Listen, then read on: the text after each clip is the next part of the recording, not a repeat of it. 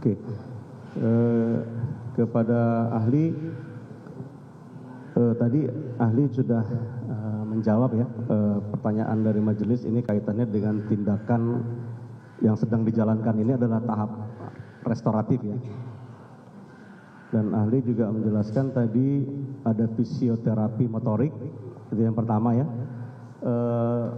Itu dilakukannya di rumah atau harus di tempat yang memiliki fasilitas, ahli? Waktu awal itu campur di rumah dan di fasilitas terapi di rumah sakit. Nah, setelah bulan kedua lebih banyak dilakukan di rumah. Lebih banyak dilakukan di rumah. Kalau waktu di rumah sakit kan pasti ini masih tim dari Mayapada yang melakukan supervisi ya. Kalau sekarang itu kita minta bantuan dari fisioterapis yang mengerjakan di rumah. Oh, fisioterapis mengerjakan di rumah. Apakah maksud saya apakah itu masih terintegrasi dengan dokter juga ya? Ya. Yang mengawasi itu ya. Jadi fisioterapinya nanti memberikan report ya. Betul. Kepada dokter atau tim dokter di Mayapada? Biasa kita tim dokter ya. Baik. Itu yang pertama ya. Fisioterapi motorik itu dilakukan 1 bulan sekali atau fisioterapi motorik itu hampir setiap hari dilakukan. Setiap hari dilakukan ya. Sampai sekarang juga masih? Sampai sekarang masih dilakukan. Sampai sekarang. Dan berarti dokter menerima laporannya itu setiap hari atau? Enggak, setiap kali kontrol. Hah? Oh, setiap kali kontrol. Pada saat kontrol nanti baru dapat laporannya ya. Dan kontrolnya 1 bulan 1 kali? Sementara saya bikin begitu. 1 bulan 1 kali. Apakah ada yang lebih dari itu selama ini ya? Lebih dari sebulan 1 kali diperlukan? Karena kan kita sudah bikin program. Baik. Dan itu memang lebih banyak dihabiskan di rumah sebagai latihan adaptasi. Makanya saya hanya minta kontrol 1 kali sebulan. 1 kali sebulan ya? Betul. 1 kali sebulan. Oke, terus ada juga okupasional terapi. Ya, betul. Okupasional terapi ini dilakukan oleh terapis juga? Betul. Jadi fisioterapis itu masing-masing punya keahliannya. Yang untuk motorik sama okupasional beda orangnya, sesuai dengan keahliannya. Beda orang. Dan ini dilakukan setiap hari juga? Biasanya dilakukan setiap hari.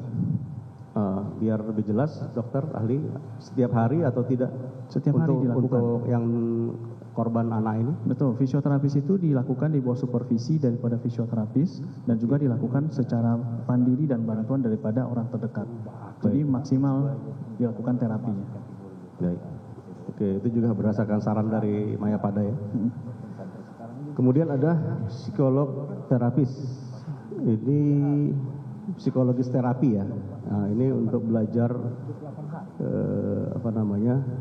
mentalnya ya. Ini dilakukannya bagaimana dok?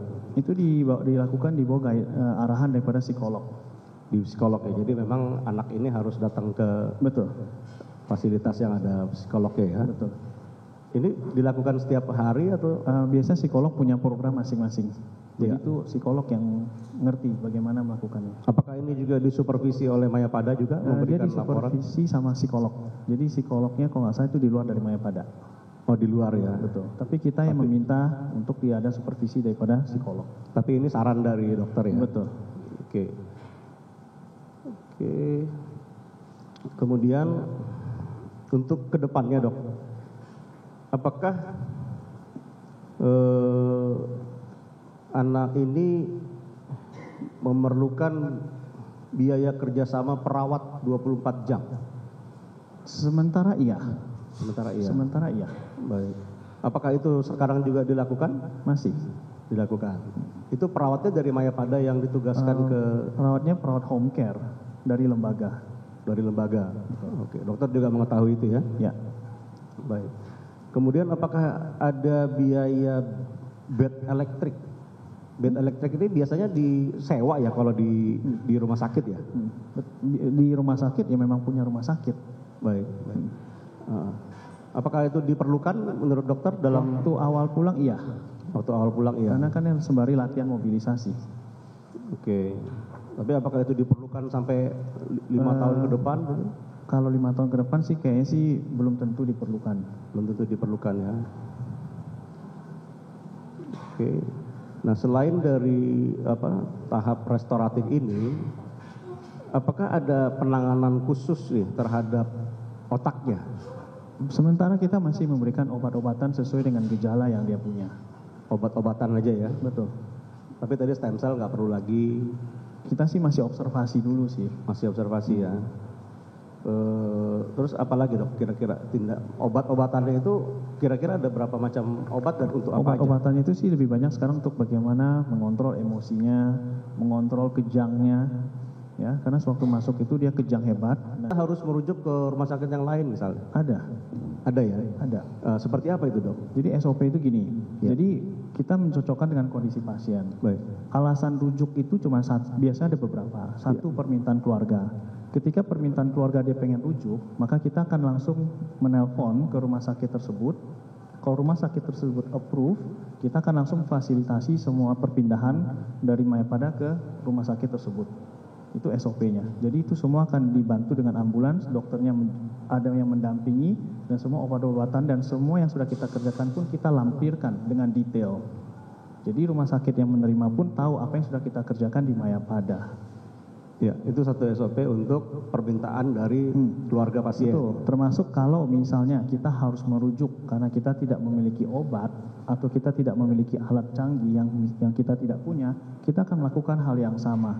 Kita akan melihat rumah sakit mana yang capable, kita akan langsung kontak rumah sakitnya dan kita akan melakukan proses perpindahan dengan informasi yang sudah kita lakukan sedetail mungkin. Baik, kalau untuk SOP di Mayapada sendiri berapa lama itu? Karena kan kalau mengetahui alat-alat yang dimiliki kan kita tahu sejak lama pastinya kan? Betul, secepatnya. Begitu kita merasa kita mampu, kita akan kerjakan dengan parameter yang objektif.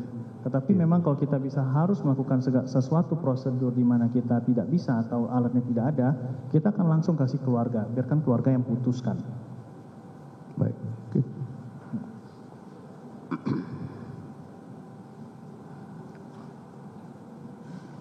Ya, sementara cukup ya, Bu.